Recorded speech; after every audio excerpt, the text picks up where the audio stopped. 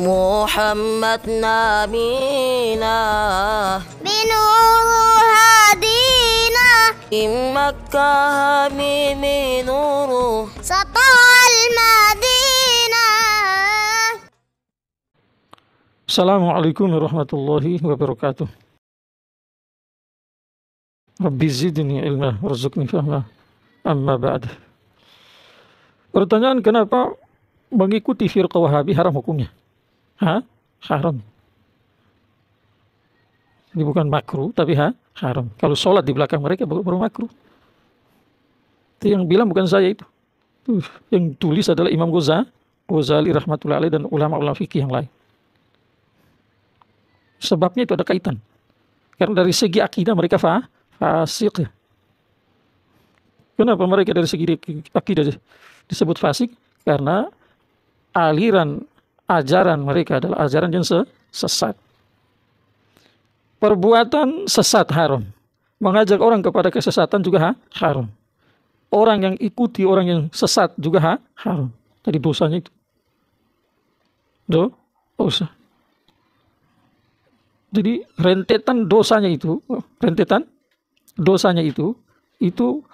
yang pertama merintis itu akan punya dosa sendiri. Kemudian yang mengikuti dia ini, setelah dia, seluruh dosa-dosa orang yang mengikuti dia akan masuk dalam catatan jeleknya tanpa mengurangi dosa-dosa orang yang mengikuti dia itu. Sebagaimana potongan hadis Nabi Shallallahu Alaihi Wasallam, "Man sanna fil Islami sunnatan sayyi'atan." Barang siapa yang memulai dalam Islam satu perbuatan yang jelek, yang perbuatan itu sebelumnya belum dibuat sama orang lain, maka dia akan dapat dosanya dan dosa orang-orang yang mengamalkan setelah dia tanpa mengurangi dosa-dosa orang tersebut. Kenapa mereka disebut sesat? Karena mereka bagian dari mujassimah dan musyabbihah. Jadi seluruh ulama sepakat mengatakan mereka itu apa? Sesat karena mujassimah dan musyabbihah.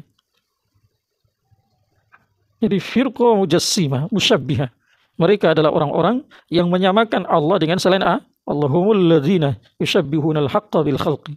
Mereka adalah orang-orang yang menyerupakan Allah dengan selain Allah. Mereka adalah orang-orang yang menyerupakan Allah dengan ciptaan Allah. Manusia punya kepala, Allah punya kepala. Manusia punya badan, Allah punya badan. Manusia punya tangan, Allah punya tangan. Dan lain sebagainya.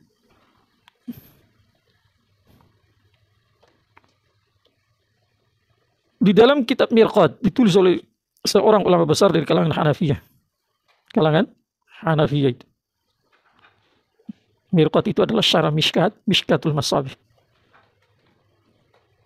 Kitab hadis yang ditulis oleh Imam Baghawi rahmatullah alaih. Maka beliau tulis di sana asas-asas aqaid itu ada 8. Yang pertama Ahlus Sunnah wal Jamaah, yang kedua Mu'tazilah, yang ketiga adalah Syiah, yang keempat Khawarij, yang kelima adalah Murji'ah, yang keenam adalah Najariyah, yang ketujuh adalah Jabariyah, yang kedelapan adalah Al-Musyabbihah. Ahlus Sunnah wal Jamaah satu saja, satu. Kemudian Mu'tazilah terbagi menjadi 20 firqah. Kemudian Syiah terbagi menjadi 22 firqah. Kemudian Khawarij terbagi menjadi 20 firqah. Kemudian Al-Murji'ah terbagi menjadi 5 firqah. An-Najariyah terbagi menjadi 3 firqah. Al-Jabariyah terbagi menjadi 1 firqah. Al-Musyabbihah terbagi menjadi berapa? 1 firqah. Jadi genap 73. Dari 73 ini Nabi bersabda, kulluhum finnar, semua berada di neraka. Illa millata wahidah, kecuali 1 firqah. Qalu man hiya ya Rasulullah. Sahabat bertanya, yang 1 firqah itu siapa? Nabi bersabda sallallahu alaihi wasallam dalam jawabannya, ma ana alaihi wa ashabi. Siapa ma ana alaihi wa ashabi? Mereka adalah Ahlus Sunnah wal Jamaah. Muncul pertanyaan, bukankah orang-orang Wahabi mengklaim mereka adalah pengikut salaf, mereka adalah Ahlus Sunnah wal Jamaah? Itu klaim sepihak. Jadi klaim saya itu kebenarannya kalau dibetulkan sama yang lain. Yang lain dari sesama-sama yang hak.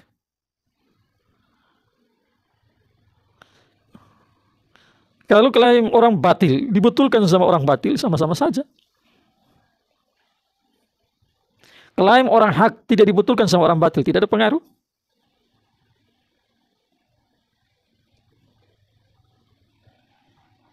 Maka 73 tadi sepakat ulama sebagaimana ditulis oleh Mullah Al-Qari rahmatullah alaih. Ulama 4 mazhab dari Hanafiyah, Malikiyah, Syafi'iyah, Hambaliyah. Dari zaman dulu sampai zaman sekarang. 7 yang pecah menjadi 72 itu, di antaranya yang paling bontet adalah Syafi'iyah, semua di neraka. Sementara satu Ahlus Sunnah wal Jamaah itu di surga. Kalau orang Wahabi bilang kami Ahlus Sunnah wal Jamaah, kami pengikut salaf, itu kan klaim mereka tuh. Tidak ada dari ulama Hanafiyah yang mengokekkan, Syafi'iyah tidak juga, Malikiyah tidak juga, Hambaliyah juga tidak ada. Kenapa? Karena akidah mereka jelas bertentangan dengan akidah yang dipegang atau yang dimiliki oleh 4 imam ini, beserta ulama-ulama pengikutnya itu. Ini akidah Rasulullah mereka pegang, akidah salafus shalihin mereka pegang, sementara Wahabi hanya mengklaim, tapi dalam pembuktian tidak.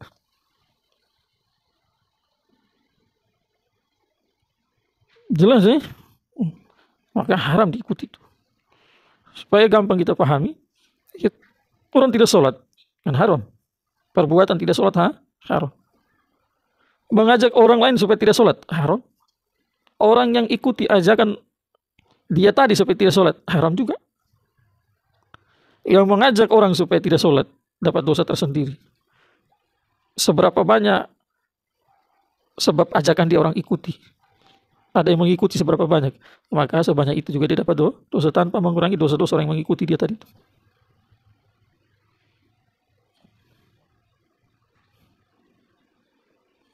Jelas ya? Ya.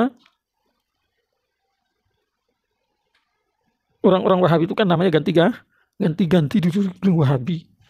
Kemudian setelah itu namanya Salafi. Setelah itu namanya Ahlus Sunnah wal Jamaah. Di negara lain seperti mana di India, Pakistan itu di sana bukan disebut Salafi, tapi mereka menamakan nama mereka dengan Ahlul Hadis. Apa? Ahlul Hadis. Jadi merasa mereka lah yang paling mengamalkan hadis. Sementara Hanafiyah tidak, Malikiyah tidak, Syafi'iyah tidak, Hanabilah tidak. Paham ya? Jadi tidak pede dengan nama Wahabi. Berbeda dengan orang-orang Syafi'i, Maliki, Hanafi, Hambali, pede dengan namanya. Nama imamnya itu. Jadi panggilan masyhur yang dinisbatkan kepada setiap imam mereka, walaupun bukan nama imamnya itu, pengikutnya pede. Karena di situ tidak ada yang perlu ditakuti, tidak ada yang perlu malu, tidak ada yang perlu macam-macam. Berbeda dengan mereka. Apa sebabnya? Insya Allah nanti pembahasan berikutnya. Kenapa orang Wahabi malu dipanggil Wahabi? Semoga bermanfaat. Subhanallah.